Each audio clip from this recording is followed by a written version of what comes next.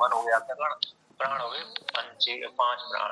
तो उपलक्ष्य से सारी ज्ञानेंद्रिय कर्मेंद्रिय पंच प्राणों के द्वारा वह साधक है पुत्र में अभिसति, पुत्रम व्याप्नोति। असमंता तो उसे विश्व प्रवेश धातु है, तो उसका अर्थ हो गया व्याप्नोति। तो पुत्र को व्याप्त कर लेते हैं उसकी। क्यों पुत्र को व्याप्त कर लेते हैं? क्योंकि उस साधक ने अपनी इंद्रियों को हिरण्यगर्भ की इंद्रियों के साथ ऐक्ट कर लिया था। अर्थात मैं हिरण्यगर्भ हूँ, तो मैं प्रजापति हूँ, प्रजापति रूप जो हिरण्यगर्भ हूँ। तो प्रजापति रूप हिरण्यगर्भ कैसा व्यापक है, उसके साथ तादात्म्य पत्ति हो गई थी, अतः उसके साथ एक वार्ता हो गई थी, एक हो गए, अतः मैं ही प्रजापति हूँ। इस प्रकार से उसने चिंतन किया था।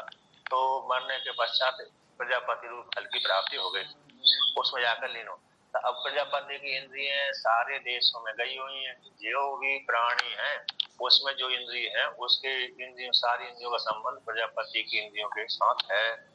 इस प्रकार से तो जैसे प्रजापति की इंद्रिय सारी जगह गई है, उसी प्रकार से पिता की भी इंद्रियां सारी जगह जाकर के पुत्र में भी प्रवेश कर गई, क्योंकि व्यापक के साथ एक होकर के पुत्र आदि सभी प्रवेश कर जाते हैं। विशेष रूप से यहाँ पर पुत्र आया है, तो पुत्र में भी विशेष रूप से प्रवेश कर गई, अर्थात व्याप्त कर लिया उसने।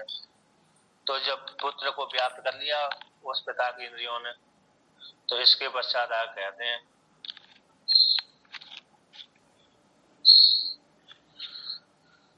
अध्यात्म परिच्छेद हेतु अपगमात पितुर्वांगे मनः प्राणः स्वेन अधिदेवकेन रूपेण पृथ्वी अग्नि आदि आत्मनः भिन्न घट प्रदीप प्रकाशवत् सर्वम अविसन्ति।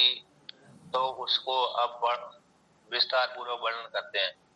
कहते हैं अध्यात्म परिच्छेद, अध्यात्म परिच्छेद मतलब शरीर, स्थूल शरीर में जो अभिमान करके रह रहा था इसलिए अध्यात्म परिच्छेद था।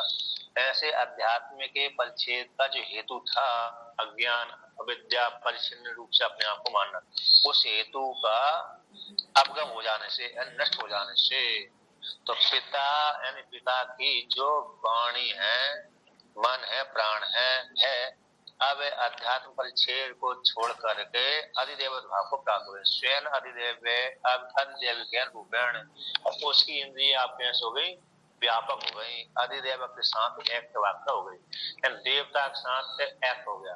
तो देवता सभी जगह गया हुआ है, देवता की इंद्रिय सभी जगह गई हुई है। तो अधिदेव के रूप से युक्त हो जाने कारण तो पृथ्वी अग्नि आत्मा रूप से, पृथ्वी है अग्नि आदि रूप से युक्त हो गई उसकी इंद्रियां। अर्थात जिस भूत की जो इंद्रियां, अब जिस देवता की जो इंद्रिय है उसके साथ एक वाक्ता हो गई, जिसकी कौन की, पिता की इंद्रियों की तत्त देवता के साथ अपनी इंद्रियों का एक वाक्ता कर ली। अध्यात्म परिच्छेद को त्याग करते ही अधिदेवत भाव की प्राप्ति हो जाती है। अतः उसने अपनी इंद्रियों को अधिदेवत रूप में चिंतन किया था। जब पिता की सारक पिता की इंद्रियां देवता की इंद्रियों के साथ एक वाक्ता हो गई, अवैध रूप से चिंतन हो गया। अवैध रूप से चिंतन होते ही वह व्यापक हो गया। व्यापक रूप से अब उदाहरण देते हैं, जैसे व्यापक रूप से पुत्र में भी गया है, अन्य सभी में गया हो, किंतु विशेष रूप से पुत्र का प्रयोजन है यहाँ तक, तो पुत्र में गया, पुत्र को व्याप्त कर लिया उसने आदिदेव के भाव से उपयोग करके। अब कहते हैं उदाहरण देते हैं, जैसे भिन्न घट प्रदीप प्रकाश से बद्ध, जैसे घड़े के भीतर प्रदीप रखा हुआ है, जो घट है घट के भीतर एक दीपक रख दिया गया है, उसमें घट में थोड़ा छेद भी था, नहीं तो बुझ ही जाएगा, घट के भीतर का दीपक बुझ जाएगा यदि उसमें छेद नहीं होगा था। तो थोड़ा बहुत छेद था, तो थोड़ा बहुत छेद हो जाने से थोड़ा थोड़ा प्रकाश निकलता था उसमें से, दीपक से, घट के माध्यम से। एक दो छिद्र होंगे, दो चार छिद्र होंगे, तो थोड़ा थोड़ा मंदा प्रकाश रहता था, इसलिए मंद अभिमान था। अब जब घट को फोड़ दिया, तो घट के भीतर का दीपक का जो प्रकाश है चारों दिशाओं में फैल गया, सर्वत्र 10 दिशाओं में फैल गया, है क्या नहीं। जब तक घट के अंदर दीपक लगा था तो जितने भी छिद्र थे, 2-4 छिद्र थे, उसी में से दीपक का प्रकाश निकलता था, उतनी उतनी जगह को प्रकाशन करता था। अब जैसे ही घट को फोड़ दिया, उसी समय फोड़ देने से जो दीपक का प्रकाश है सर्वत्र फैल गया, 10 दिशाओं में फैल गया जहां तक उसकी गति थी। उस प्रकार से भिन्न घट, जब घट का भेदन हो जाने पर प्रदीप का जो प्रकाश है सर्वत्र हो जाता है, फैल जाता है। उसी प्रकार से प्रजापति की इंद्रियों का भी जो शरीर में था जब तक, तब तक तो परिच्छिन्न भाव से युक्त था, और जब उसने अपने को व्यापक देवता हिरण्यगर्भ के साथ चिंतन किया तो उसके मरने के पश्चात अधिदेवत भाव को प्राप्त हो गया। उसकी इंद्रिय अधिदेवत भाव की इंद्रिय कैसी, देवता की जो इंद्रिय सभी जगह गई, सारे प्राणियों के भीतर गई हुए, इसलिए सारे प्राणियों के भीतर वो प्रवेश कर गया। सारे प्राणियों को उसने व्याप्त कर लिया अपनी इंद्रियों के द्वारा, तो एक उसका व्याप्त हो गया। तो कहते हैं तहि प्राण ही सह पिता अपि आविशति, वांग मन है प्राणात्म भावित्वात् पितु। कहते उन प्राणों के द्वारा पिता भी उन प्राणों, वाक मन प्राण देवता के साथ संबंध हो जाने से पिता भी उन प्राणों के द्वारा सभी में प्रवेश कर गया, क्योंकि पिता वांग मन प्राण स्वरूपात्मक होने से। पिता कैसा है, वांग है, वांग उपलक्षित सारे ज्ञान इंद्रिय कर्मेंद्रिय, मन उपलक्षित अंतःकरण और प्राण उपलक्षित पंच प्राण। तो वांग मन प्राण स्वरूपात्मक होने से वह सभी में प्रवेश कर गया, अर्थात हिरण्यगर्भ स्वरूप हो जाने से। समष्टि जो शरीर का अभिमान देते हिरण्यगर्भ, उसके साथ एक हो जाने से तो वह सभी में प्रवेश कर गया। कीर्ति कहा गया है, अहम अस्मि अनंतः वांग मन प्राणा अध्यात्म आदि भेद विस्तारा इति एवं भावितो ही पिता। मैं अनंत हूँ, क्योंकि अनंत क्यों, क्योंकि हर प्राणी में गया हूँ, प्राणी अनंत है तो हर प्राणी में इंद्रिय गई है, इसलिए हर प्राणी में इंद्रिय जाने कारण मैं भी अनंत हो गया, अनंत मेरी वांग मन इंद्रिय हो गए। तो हम अस्मि अनंता, मैं अनंत हूँ, वांग मन प्राणा, जो वांग मन प्राण कैसे अनंत होने से मैं भी अनंत हूँ। अध्यात्म आदि भेद विस्तारा, अध्यात्म रूप से, अद्वैत रूप से और भौतिक रूप से सभी जगह पे गया हुआ इत्यादि भेद विस्तार वाला मैं हूँ।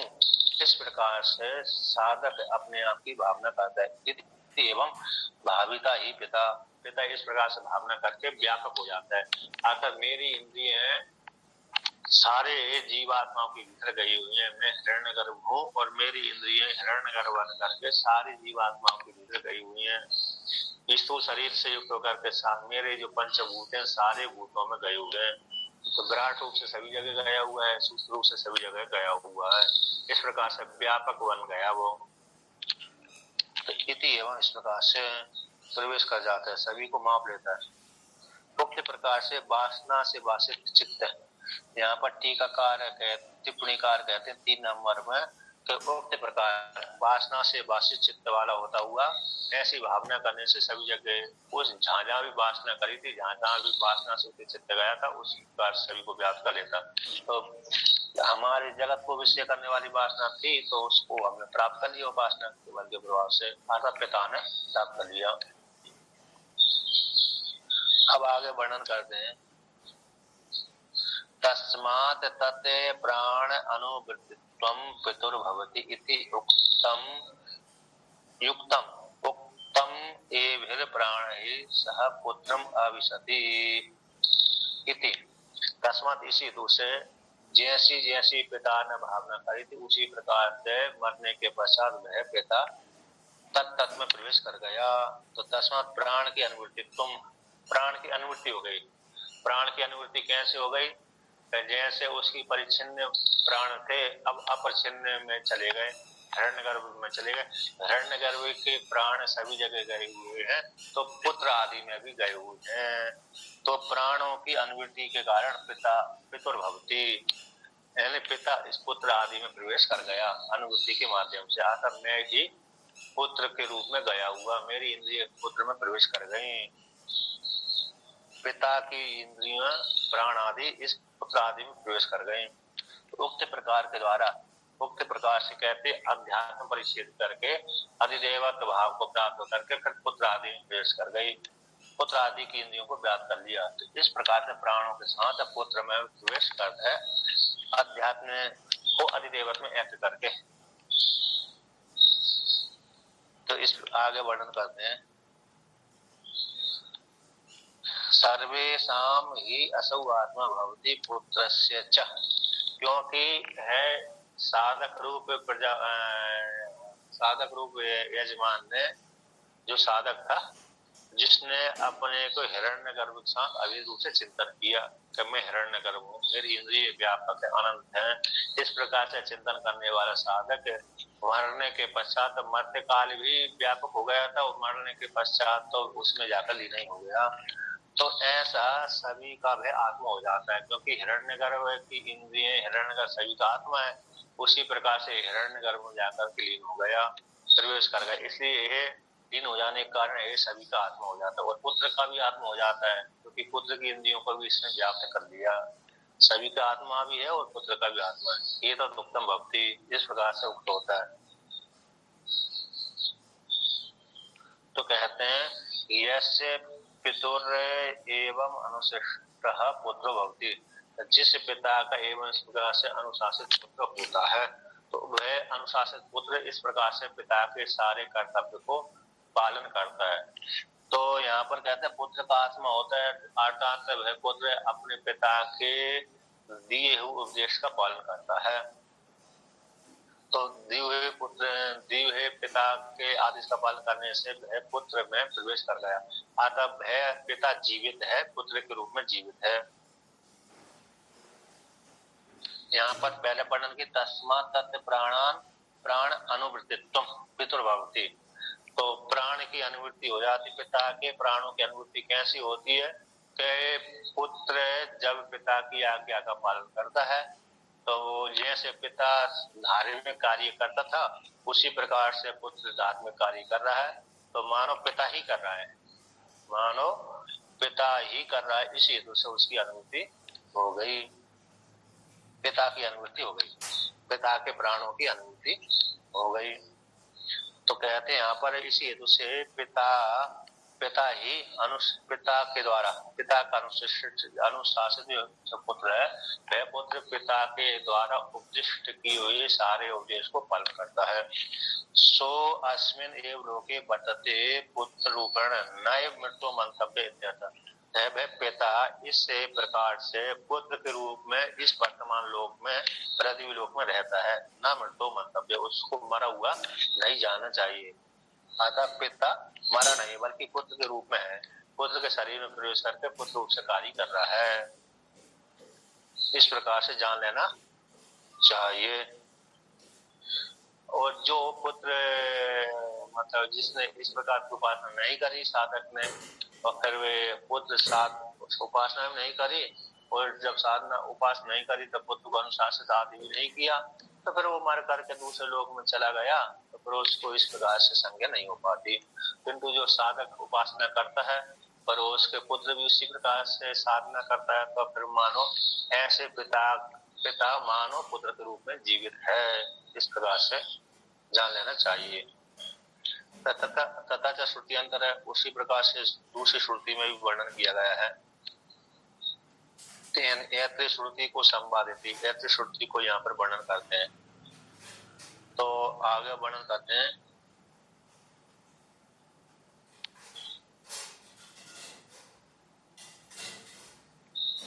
तो कहते हैं क्या, रसो अस्य अयम इत्र आत्मा पूर्णेभ्यो कर्म प्रति दीयते, कहते हैं सो वह जो पिता है, अस्य पिता का है न, सो यानी भय, जो भय शब्द भूतकाल का बोध कराने वाला, अयम प्रत्यक्ष है, भय है, अस्य इस पिता का पहले का शरीर और वर्तमान का शरीर, इतर आत्मा जो अपने शरीर से भिन्न दूसरी आत्मा, पुण्योभ्यो कर्मेभ्यः प्रतिदीयते, पुण्य कर्मों के द्वारा प्रतिनिधि रूप से नियुक्त कर देता है। अर्थात एक पिता के रूप से, पिता के शरीर रूप से अरे पुण्य कर्म अर्जन करता है पिता, और एक पिता का प्रतिनिधि जो पुत्र है, उस शरीर के द्वारा वह पिता रूप पुत्र, पुत्र रूप पिता क्या करता है, पुण्य कर्मों का अर्जन करता है। तो पुण्य कर्मों के लिए प्रतिनिधि रूप से पुत्र को चुनता है और पिता। आत्मा दो प्रकार की आत्मा, एक नंबर टिप्पणी दी है, दो आत्मनो भवता, दो आत्मा होती है, एक पुत्र आत्मा, एक पिता आत्मा। एक पुत्र की देह, एक अपने स्वयं की देह। इन दोनों में इस पिता का, इन दोनों में जो पूर्व पिता है, उस पिता की पूर्व जो आत्मा है, पूर्व पहले जो शरीर था, उस शरीर से वह क्या करता था, यारे पुण्य कर्म करता था। अब उसकी जीर्णावस्था आ गई तो उसने अपने सारे इंद्रियों अरे कर्मों से प्राण ले लिया और पुत्र को सौंप दिया, सारे कर्तव्य को सौंप दिया। तो फिर पुत्र उसको कर्म करता है, पिता के सारे दायित्व को लेता है। जब सारे दायित्व को लेता है तो फिर जब पिता का एक शरीर हो गया था, वो दूसरा शरीर पुत्र का हो गया। तो इस प्रकार से दो प्रकार की आत्मा होकर के वह पिता अपने पुत्र के लिए पुण्य कर्मों के लिए पुण्य वो कर्मव्य पुण्य कर्मों के लिए अपने पुत्र को प्रतिनिधि रूप से नियुक्त कर देता। आता मेरा प्रतिनिधि ये करेगा, आता जो मैं कर रहा था वो यही कर रहा है ना। जैसे आपने एक उदाहरण सुना होगा, लौकिक उदाहरण आता है कि अरे आद्य गुरु शंकराचार्य भगवान जब काशी में रह रहे थे तो व्यास भगवान जी उनसे साक्षात करने आए थे, ब्राह्मण का वेदारण करने के लिए। तो एक सूत्र पे उन्होंने साक्षात आरंभ किया तो 28 दिनों तक साक्षात चलता रहा। जब 28 दिनों तक साक्षात चलता रहा, ना तो आदि गुरु शंकराचार्य भगवान हारे और ना ही व्यास जी हारे। और व्यास जी अरे ब्राह्मण का भी धारण करके आते, ठीक है ना, मतलब साक्षात व्यास है, इस रूप से नहीं आए। व्याख्या के संबंध में है ना स्वामी जी, ये वाली बात जो आप बता रहे, ब्रह्म सूत्र की व्याख्या टीका, टीका नहीं, बात को लेके तो देख, हाँ, तो वहां पर व्यास भगवान अरे साक्षात करने के लिए आए थे। भगवान भाष्यकार में 10 उपनिषद के ऊपर भाषा लिख दिया था, ब्रह्म सूत्र के ऊपर भाषा लिख दिया था, गीता के ऊपर भाषा लिख दिया था काशी में रह करके। अब इसके पश्चात वहीं पर रहकर अध्ययन करते थे, अध्ययन कराते थे, विद्यार्थियों को शिक्षा देते थे और शिष्य आदि बनाते थे और वेदांत का प्रचार करते थे। तो उसी अब उनकी आयु हो गई तो उस काल में 16 वर्ष की यानी पूरा हो गया था। 8 वर्ष की आयु लेकर के आए थे भगवान भास्कर, है ना। तो 8 वर्ष की आयु को फिर 8 वर्ष और सप्तऋषि उनके दर्शन करने के लिए गए केरल में, यहाँ पर पैदा हुए थे। तो सप्तऋषियों ने 8 वर्ष की और आयु दे दी थी, तो उनकी 16 वर्ष की आयु हो गई थी। अब 16 वर्ष की आयु 7 वर्ष की अवस्था में उन्होंने संन्यास ले लिया था, 8 वर्ष की अवस्था में।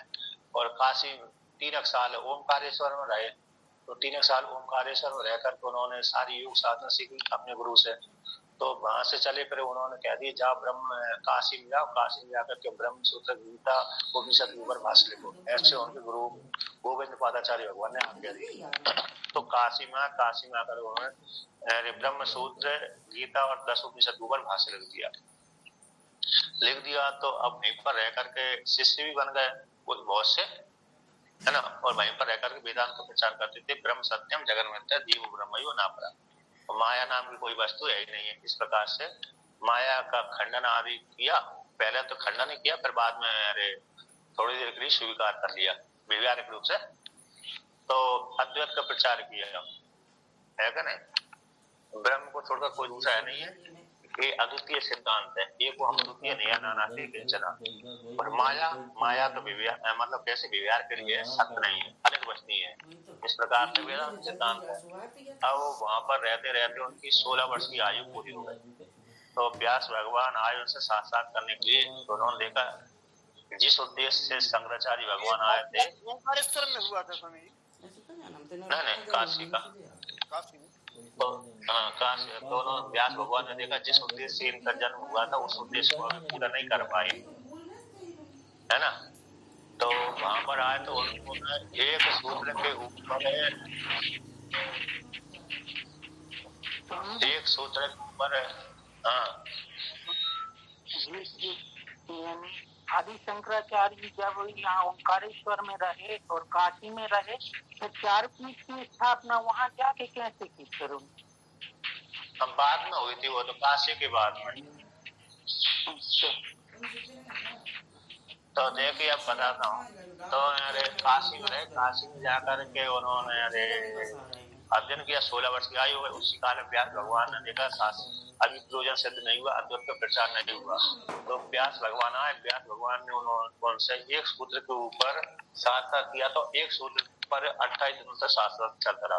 तो 28 दिनों तक व्यास भगवान हारे नहीं, शंकराचार्य भी नहीं हारे। जब नहीं हारे तो शंकराचार्य भगवान के शिष्यों को आश्चर्य हो गया, ऐसा कौन सा ब्राह्मण आ गया जो हम अभी तक हारे नहीं। तो फिर बाद में ध्यान लगाया शंकराचार्य भगवान के शिष्यों ने और शंकराचार्य भगवान ने, तो देखा कि तो साक्षात व्यास भगवान है। जब व्यास भगवान है तो व्यास भगवान शंकराचार्य भगवान ने उनसे प्रणाम किया कि आपके सूत्र के ऊपर ही मैंने भाष लिखा और आप मेरे साथ कर रहे हैं। तो फिर आदिगुरु शंकराचार्य भगवान ने कहा आप मेरे ब्रह्म सूत्र भाष्य को देखो, अवलोकन करो, इसमें कोई गलती तो नहीं है। तो व्यास जी भगवान को पूरा ब्रह्म सूत्र दिखाया। ब्रह्म सूत्र को देख करके व्यास भगवान प्रसन्न हो गए, कोई भी गलती इसमें नहीं। वो जिस गहराई तक बात करने लगे व्यास जी, तो शंकराचार्य जी समझ गए थे कि साधारण व्यक्ति नहीं होता उतनी गहराई पे, तो मैंने जानबूझकर छोड़ा कि मानव समझ नहीं पाएंगे ना। मतलब गहराई भी जो भी 28 दिन तक साथ साथ चलते व्यक्ति हार जाएगा ना, हारे नहीं। तो उनके शिष्यों को आश्चर्य हो गया। पद्म पादाचार्य भगवान उस काल में उनके शिष्य बन गए थे, बड़े बुद्धिमान थे। उन्होंने देखा ये साधारण ब्राह्मण नहीं है। साधारण ब्राह्मण होता तो अभी तक हार जाता, कहाँ टिकता है कि नहीं। फिर वो उन्होंने पद्म पादाचार्य ने ध्यान लगाया, देखा थे तो साक्षात व्यास भगवान है। फिर अपने गुरु से कहा थे तो व्यास जी भगवान है। फिर बाद में ऐसा आता है तो व्यास फिर भगवान भास्कर ने फिर ध्यान लगाया, तो व्यास भगवान ने फिर प्रणाम आदि किया। तो उससे जब ब्रह्म सूत्र को अवलोकन करने के लिए दिया उन्होंने, भगवान भास्कर ने जब अवलोकन करने के बाद आप बहुत ही अच्छा तुमने लिखा है। ब्रह्म सूत्र के ऊपर भी टीका लिख दी, बहुत अच्छा लिखा है। और गीता के ऊपर भी लिखा है, 10 उपनिषद के ऊपर भाष्य लगा, बहुत ही अच्छा किया, बहुत ही अच्छा सुंदर भाष्य। ऐसा है अनुमोदन किया। तो उन्होंने कहा कि अब मेरा कार्य पूरा हो गया, अब मैं जाना चाहता हूँ यहाँ से। ऐसा भगवान भास्कर ने व्यास जी से कहा।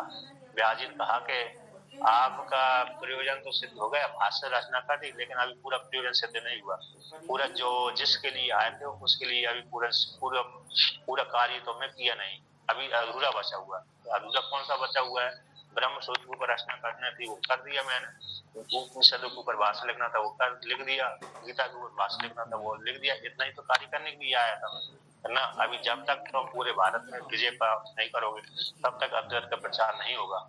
इसलिए मैं आज्ञा देता हूँ तुम भ्रमण करते हुए, सभी के साथ साथ करते हुए, सभी को हराते हुए अद्वैत का प्रचार करो। जब अद्वैत का पूरा प्रचार हो जाएगा तो चले जाना। तो मैं अभी अपने तरफ से 16 वर्ष की और आयु देता हूँ। तो भगवान व्यास जी ने उनको 16 वर्ष की और आयु दे दी। तो 16 वर्ष की आयु 32 वर्ष के हो गए। यद्यपि उनकी 16 वर्ष की आयु 8 वर्ष की आयु थी। 8 वर्ष की आयु में 8 वर्ष से सप्तऋषियों ने दे दिया था अपनी तरफ से, है ना। तो 16 के हो गए। तो 16 फिर भी पूरा प्रयोजन सिद्ध नहीं हुआ। तो व्यास भगवान ने देखा कि अभी तक कोई फायदा होने हुआ नहीं। एक जगह निरंतर पड़ा रहेगा, काशी में ही पड़ा रहेगा जो ब्रह्म सूत्र आदि है, तो दूसरी जगह प्रचार ही नहीं होगा। हरिद्वार आदि में नहीं जाएगा, अन्य जगह नहीं जाएगा, अन्य शास्त्र वादी में नहीं हरा पाएंगे, तो नहीं हराएंगे। तो कहेंगे ये तो व्यर्थ है, वैसे एक देश में पड़ा रहने के कारण। तो फिर कहा 16 वर्ष तक और आयु देकर था। सभी तीर्थों में जाइए, जहाँ पर विद्वान उनके साथ साक्षात करिए, उनको साथ साथ भराइए और अद्वैत का प्रचार करिए। तो भगवान व्यास फिर बाद में व्यास जी का तुम सबसे पहले मीमांसा को बढ़ाइए। तो प्रयागराज में कुमारिल भट्ट रहते हैं, तो कुमारिल भट्ट से वो हराइए और उनसे जाकर कहो तुम मेरे ब्रह्म सूत्र पर वार्तिक लिखो। जब हार जाए तो साथ साथ में आ जाएंगे। तो आ जाने के पश्चात उनसे कहना तुम मेरे ब्रह्म सूत्र पर क्या करो, वार्तिक लिखो। ऐसा व्यास जी भगवान ने कहा। व्यास जी की आज्ञा सुनकर के तुरंत उन्होंने काशी छोड़ी। आदि शंकराचार्य भगवान ने अपने शिष्यों के साथ प्रयागराज में आ गए। और प्रयागराज में जिस काल में उसी काल में कुमार भट्टे उसी पे चढ़ गए थे और कुछ जल गए थे अपने गुरु के प्रायश्चित के रूप में। अब जैसे व्यास भगवान ने कहा कि कुमार भट्ट को देखा, पूछते पूछते वहां पर आ गए। तो कुमार भट्ट से कहा कि मैं शंकराचार्य हूँ, तुम आपसे साक्षात करना चाहता हूँ। उस काल में आग में जल रहे थे। तो कुमार भट्ट ने कहा मेरी भी बहुत इच्छा थी तुम्हारे दर्शन करने की और तुम्हारे साथ साक्षात करने की, और मैंने सुना है कि तुमने ब्रह्म सूत्र ऊपर भाष्य लिखा, उसके ऊपर मेरे को वार्तिक लिखने की बहुत इच्छा थी, किंतु तुम्हारे आने से पहले ही मैं हार मेरे उसी चढ़ गए। यदि मैं लौट के आता हूँ अपने प्रायश्चित नहीं करता हूँ तो लोग मेरे अनुसरण करेंगे, प्रायश्चित कोई नहीं करेंगे, इसलिए मैं तो अब लौट करके नहीं आऊंगा। किंतु भगवान भास्कर ने कहा तुमने कोई गलत कार्य नहीं किया था, मैं तुमको अपने योग बल के प्रभाव से शरीर स्वस्थ कर देता हूँ, निरोग कर देता हूँ। तुम आइए, अग्नि को छोड़ करके आइए और मेरे साथ साक्षात करिए और मेरे ब्रह्म सूत्र के ऊपर बातें लगी। तो उस काल में उन्होंने तो स्वीकार नहीं किया। उन्होंने एक बात कौन सा कहा कि कुमार भट्ट ने कहा तुम यहाँ से जाओ प्रयागराज से और माहेश्वती नाम की नगरी में जाइए, वहां पर मेरा शिष्य मंडन मिश्र रहता है और मंडन मिश्र के साथ साक्षात करिए। तुम उससे जाकर कहना मैं तुम्हारे गुरु ने ये आदेश दिया है कि तुम शंकर के साथ साक्षात करो, और साक्षात के बाद यदि हार गए तो इस ब्रह्म सूत्र के ऊपर तुम वार्तिक लिखना, ये गुरु का आदेश है, ऐसी जाकर के बोलना। तो कहा उन्होंने मंडन मिश्र ने कहा तुम मेरे जो शिष्य मंडन मिश्र है, कुमार भट्ट ने कहा शंकराचार्य भगवान से तुम माहेश्वती में जा करके मेरा जो शिष्य उसके साथ शासन करो। यदि वो हार गया, मंडन मिश्र हार गया तो मैं हार गया, यदि वो नहीं हारा तो मैं नहीं हार सकता। इतना उनको पक्का विश्वास था कुमार भट्ट को। आता मेरे समान ही उतना ही बड़ा विद्वान है। ये जो माहेश्वती है ये नर्मदा किनारे वाली है महेश्वर की बिहार में? महेश्वर जो महेश्वर है ना, महेश्वर ओमकारेश्वर से 50-60 किलोमीटर नीचे महेश्वर है। तो महेश्वर ही तो माहेश्वती नगरी है। और महेश्वर से आगे एक थोड़ा छोटा जहाँ पर डैम बना हुआ है तो वो मंडलेश्वर है। तो मंडलेश्वर में ही साक्षात हुआ था उस क्षेत्र में। माहेश्वती नगरी मतलब राजा की नगरी थी। तो राजा की नगरी मतलब कम से 20-25-30 किलोमीटर में तो फैली थी, है क्या नहीं? तो जहाँ पर मंडलेश्वर जो जगह का नाम है ना, महेश्वर से थोड़ा 2 किलोमीटर ऊपर, 2-5 किलोमीटर ऊपर, तो वहां पर किले की दीवार तो है, जेल खाना है वहां, मतलब जहाँ पर वहाँ कैदियों को रखते थे जेल के रूप में। तो वहां पर दीवार बनी हुई है किले की। तो वो माहेश्वती नगरी वो ही है महेश्वर, अहिल्याबाई ने जहाँ पर राज किया था। तो प्राचीन नगरी है वो, और नष्ट भ्रष्ट हो गई, तो वहीं पर साक्षात किया था। अच्छा, उनके विषय में भी ऐसा आता है, मंडन मिश्र के विषय में ख्याति थी कि जहाँ पर मंडन मिश्र का जो घर है ना, दूसरे लोग आप पहचान लेते थे ये मंडन मिश्र का घर है। कैसे? कि जहाँ पर पक्षी भी आपस में साक्षात करते थे, बेद सत्य है क्या असत्य है, वो समझ है ना, वो घर मंडन मिश्र का घर है। यानी पक्षियों में भी उनके प्रभाव से उनका प्रभाव था। वेद की ऋचाएं बोलते थे। नहीं पला हुआ तो बोलता ही था, बिना पला हुआ भी। पला हुआ बोलना तो वो तो सीख गया रट करके सीख गया, किंतु बिना पला हुआ तोता भी उनके प्रभाव से वहां पर वेद बोलता था।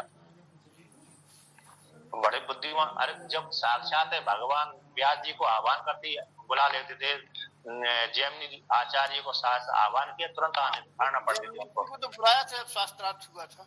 नहीं, जैमिनी व्यास जी को दोनों को ही, जब उनका साथ से पहले जब श्राद्ध कर रहे थे तो दोनों ही उपस्थित थे, जैमिनी भी उपस्थित थे, उनके व्यास भगवान गुरु भी उपस्थित थे, गुरु शिष्य दोनों ही उपस्थित थे।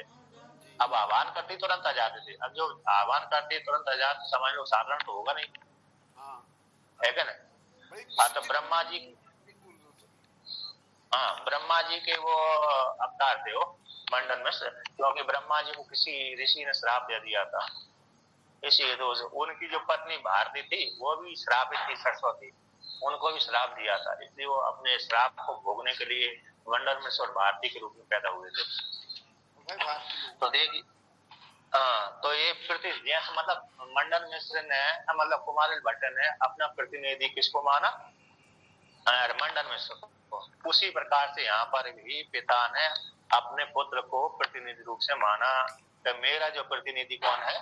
पुत्र है। मेरा जो कार्य करेगा, मैं अपने शरीर से कार्य करता ही था और अब मैं किसके शरीर से? पुत्र के रूप से कार्य कर रहा हूँ। तो कर्म, पुण्य कर्म के लिए प्रतिनिधि कौन कर देता? पुत्र को सौंप देता।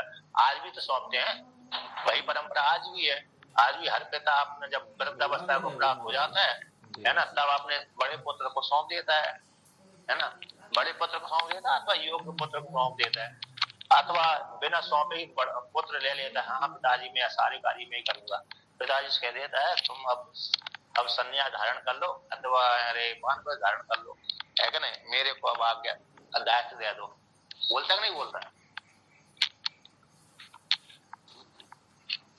आवाज हाँ उनका नहीं भरा, एन एस ठाकुर जी ने उनका नहीं भरा।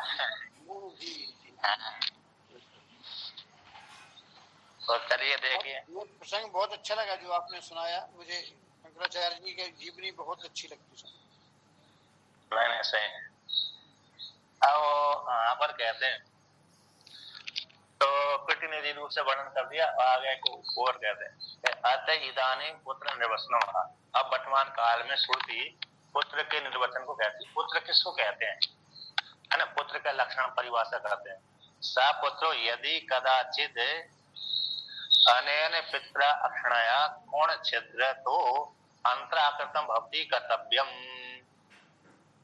तो कहते हैं सपुत्र यदि एक चेद कदाचित अनैन पित्रा, जो पिता था उस पिता के अक्षणा के द्वारा, अनैन पित्रा के द्वारा, यानी किस पिता तो था, कहते अक्षणा, अक्षणा यानी छिद्र, तो अक्षणा बोलते छेद हो गए, कौन छिद्र के द्वारा, छिद्र से अंतराकृतम भवति। तो कहते हैं अरे कर्तव्य को नहीं कर पाया पिता ने, अब ऐसा कर्म कर रहा था, करते करते करते प्रमाद आ गया। जैसे हमको प्रमाद आ जाता है, उठना चाहिए 4 बजे, कभी कभी नहीं उठते, 5 बजे उठ जाते हैं, कभी कभी लेट सोए तो और ज्यादा लेट उठ जाते हैं, उठते हैं ना। जैसे जो कोई 12 बजे सोया तो 1 बजे सोया तो 4 बजे थोड़ी उठेगा, ब्रह्म मुहूर्त में तो उठेगा नहीं, वो तो 6, 7, 8 बजे उठेगा। जिसने निश्चित रात्रि को सोया तो निश्चित रात्रि को सोने वाला व्यक्ति ब्रह्म मुहूर्त में उठ ही नहीं पाता, क्योंकि गहरी दिन में सोता नहीं है। और फिर एक नींद आएगी लंबी आती, 5-6 घंटे की आती है, दोपहर की आती है, और दोपहर होते ही मतलब निश्चित रात्रि होगा तो प्रातः काल 8 बजे ही उठेगा वो। तो अब 8 बजे उठेगा तो फिर संध्या वंदन करेगा, अन्य कर्म करेगा तो छोड़ ही देगा इत्यादि, तो ये दोष बन गया। उसी प्रकार से इस पिता के द्वारा अक्षण हो जाने से, अरे कौन छिद्रता, कौन छिद्र हो जाने से कोई दोष बन गया, प्रमाद के कारण, अन्न के कारण। तो अन्न आदि कौन छिद्र का एक कर्तव्य है, मतलब है तो उसने प्रमाद से अनुष्ठान नहीं किया। 3 नंबर टिप्पणी दिया, कस्मिन चेत एक देश में कर्तव्य को भूल गया, अतः भूलता हुआ उसने किया ही नहीं, अतः प्रमाद से अथवा प्रमाद के कारण उसने अनुष्ठान किया ही नहीं। जब अनुष्ठान नहीं किया तो फिर एक कमी रह गई। तो कहता है जैसे अरे और जगह उदाहरण आता है कि अमुक व्यक्ति ने पुण्य कर्म किए, मैंने क्यों नहीं किए, तो व्यक्ति पछताता रहता ना। मेरे पड़ोसी ने तो बहुत अच्छे कर्म किए थे, उसी के साथ देखो प्रतिदिन मंदिर में जाता था पड़ोसी वाला, किंतु उसको देख करके भी मैं नहीं गया, आए अब मेरे को पछतावा हो रहा है। व्यक्ति ऐसा बोलता है कि नहीं बोलता है? अब मैं फालतू लोगों के साथ घूमता रहता था, मैंने अच्छे लोगों के साथ संग नहीं किया और फिर अब मेरे को दुर्दशा की प्राप्ति हो गई, ऐसा व्यक्ति पछताता रहता है। उसी प्रकार से इसने कोई प्रमाद बन गया, तो प्रमाद बनने के कारण कोई कार्य नहीं किया, कर्तव्य को पालन नहीं किया। जब नहीं किया तो वह पुत्र अपने पिता के उसी कर्तव्य को पूरा कर देता है। तस्मात् कर्तव्यता रूपात् पितरः अकृतात् सर्वस्मात् लोक प्राप्ति प्रतिबंध रूपात पुत्रो मुंचति मोचयति तत्सर्वं स्वयं अनुतिष्ठन पूर्यत्वा।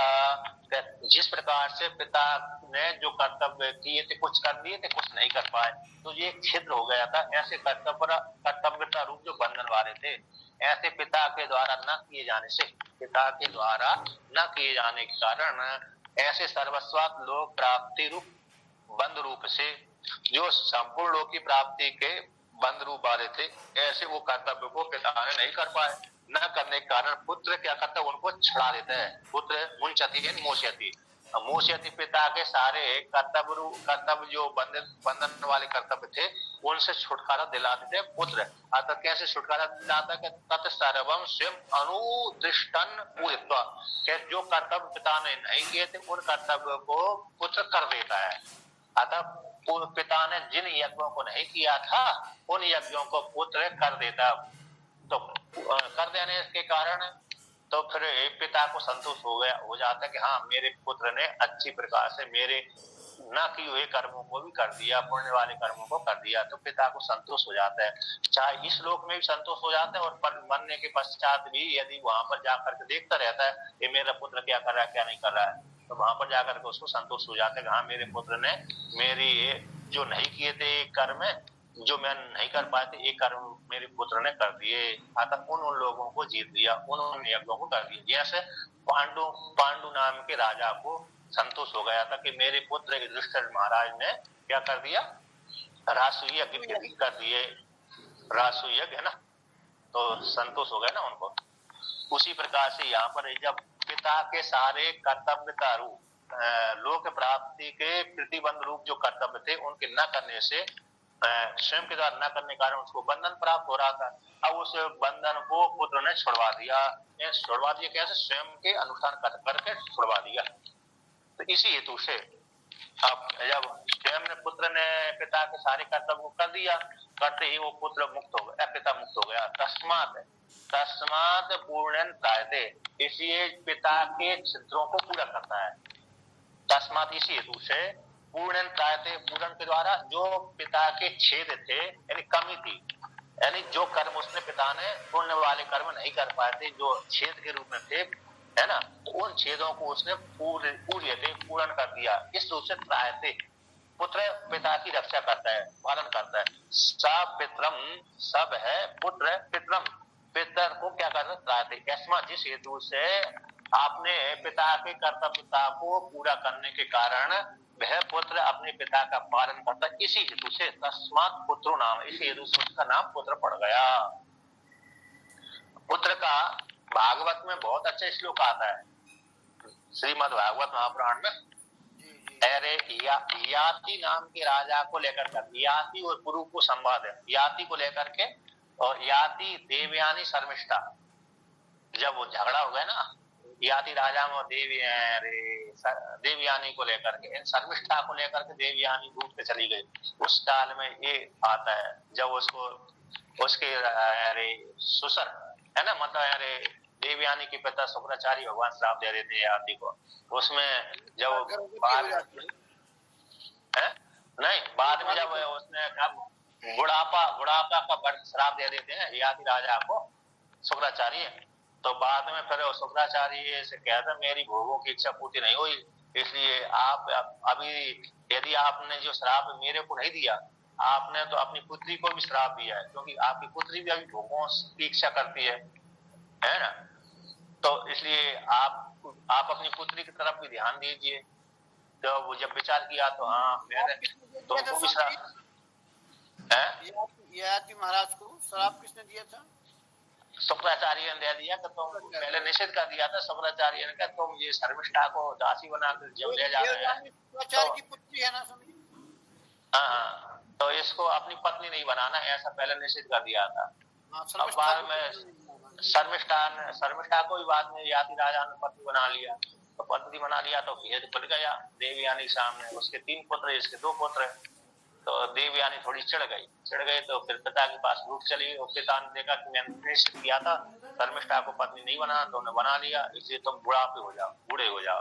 अब बूढ़े होते ही वो बूढ़ा हो गया, संयोग बस।